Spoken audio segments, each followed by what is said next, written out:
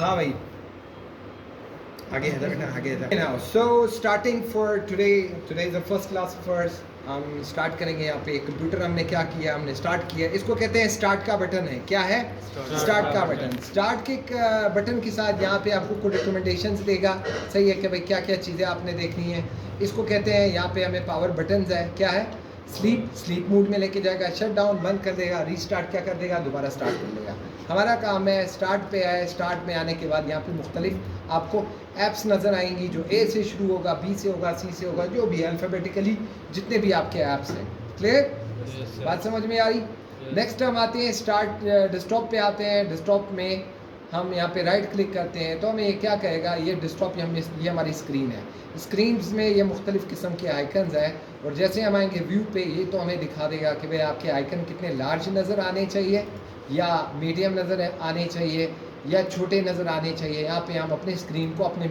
मेयार के मुताबिक एडजस्ट करते हैं क्या करते हैं एडजस्ट करते हैं क्लियर तो हम यहाँ पे स्क्रीन को अपने मेयार के मुताबिक एडजस्ट करते हैं और इसके अलावा यहाँ पे व्यू हुआ यहाँ पे इन्हीं आइकन को अगर हमने तरतीब देना है नेमली नेम के साथ साइज़ के एतबार से कि पहले एक छोटा वाला हो फिर बड़ा हो फिर बड़ा हो फिर बड़ा हो ऐसे साइज़ के एतबार से और इसके अलावा बाय आइटम टाइप यानी कि एक नोयत वाले एक तरतीब से आए दूसरे वाले जो दूसरे तरतीब से एंड थर्ड जो है मुख्तलिफ सीरीज़ जो अलग अलग तरतीब से अब फोल्डर की एक कैटेगरी है वर्ड एक्सेल की दूसरी है जेमिनाई और चैट जीपीटी की तीसरी है और एक्सप्लोरर्स और ओपरा वगैरह की चौथी कैटेगरी है क्लियर अच्छा सॉरी हम व्यू में हम कुछ चीज़ें हमारी स्किप हो गई यहाँ पे ऑटो अरेंज क्या करता है कि अगर मिसाल के तौर पे हम क्या करते हैं हमने ये चीज़ें जो है साइड पे रखी है क्या रखी है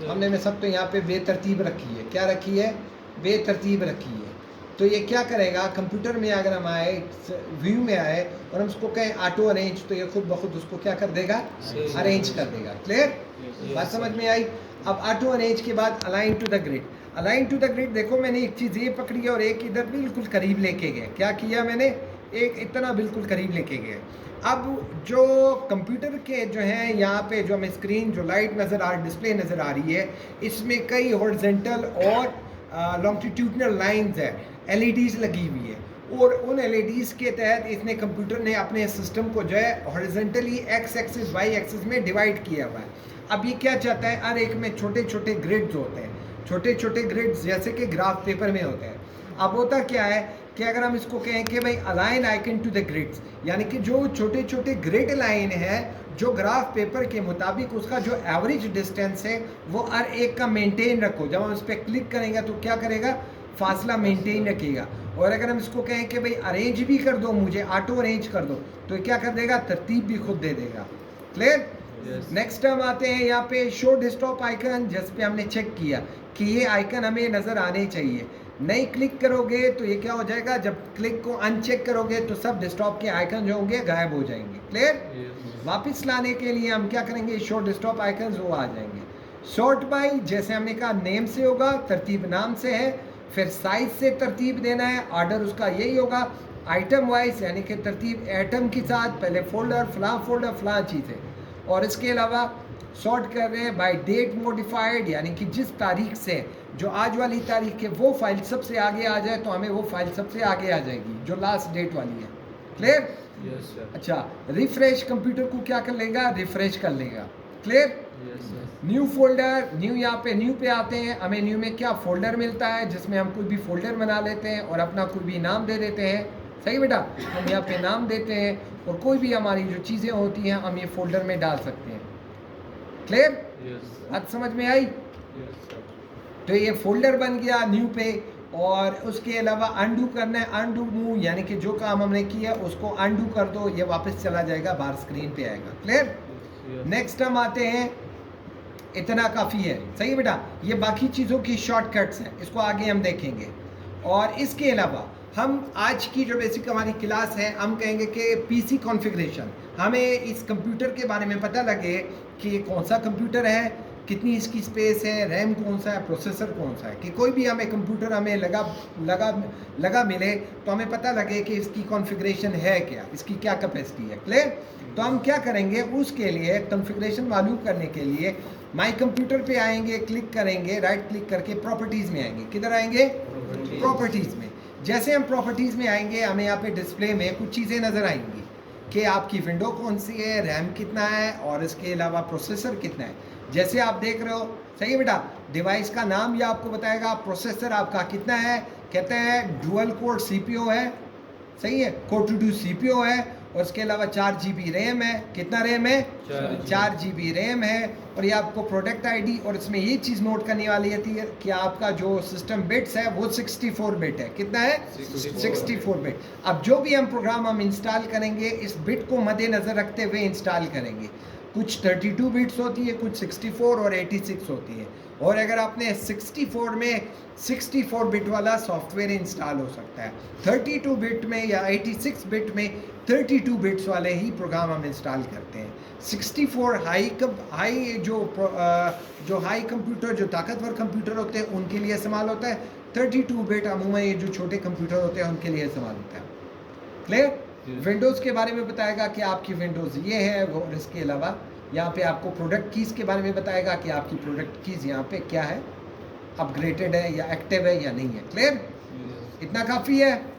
तो हमें क्या पता लग गया? विंडोज़ के बारे में पता लगा, प्रोसेसर के बारे में पता लगा, रैम के बारे में पता लगा, सही है बेटा, और क्या 6 बिट के बारे में पता लगा, और इसके अलावा विंडोज़ के बारे में पता लगा, और इसके एक्टिवेशन के बारे में। क्लियर?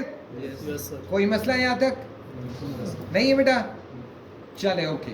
नाउ अब हम आते हैं माई कंप्यूटर पे क्लिक करते हैं। माई कंप्यूटर पे क्लिक करते हैं, अब हम मालूम करते हैं कि इसकी हार्ड ड्राइव कितनी है। इसकी हार्ड ड्राइव कितनी है?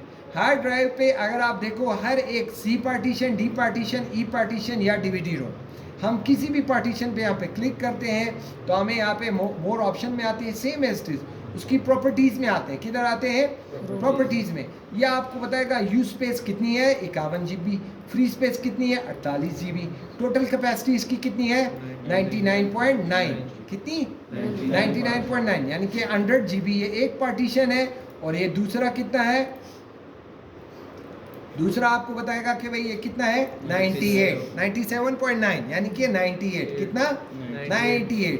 और इसके अलावा हम यहाँ पे इसकी प्रॉपर्टीज में हम आते हैं, ये कहते हैं 100 है, तो कितने हो गए, 300। कितना हुआ? तकरीबन 5 to 7 GB जो होती है हार्ड ड्राइव अपने साथ रिजर्व रखती है। इसका राउंड फिगर में इसका जो स्पेस कैपेसिटी है वो 320 है। कितनी है? 320। क्लियर?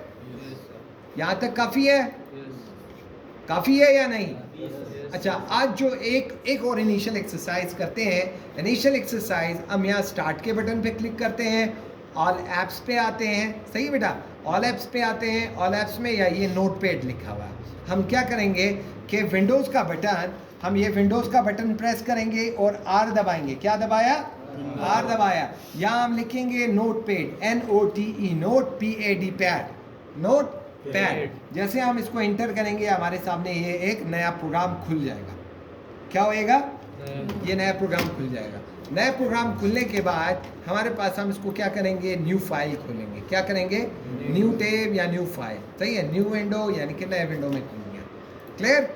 बात समझ में आ रही?